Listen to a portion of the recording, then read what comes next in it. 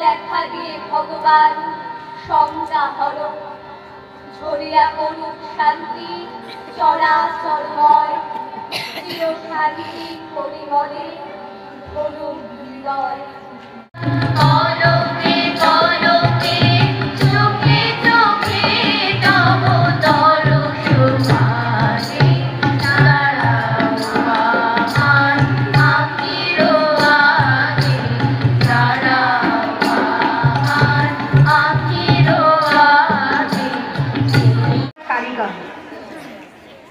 সবার প্রথমে আমি তাদের শ্রদ্ধা এবং নমস্কার জানাই।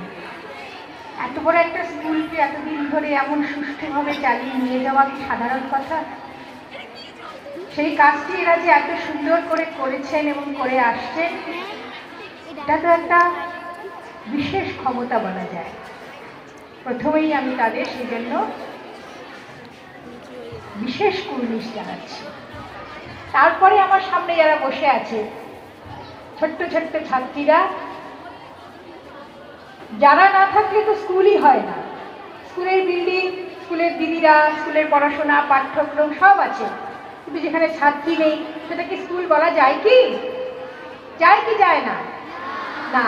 তাহলে এই বিদ্যালয়ের এত বড় অনুষ্ঠানের যারা হচ্ছে আসল মূল জিনিস, তারা কারা? এই ছাত্রীরা যারা সামনে বসে আছে। আমি এই ছাত্রীদের সঙ্গে একটু গল্প করব, কোনো বক্তৃতাটা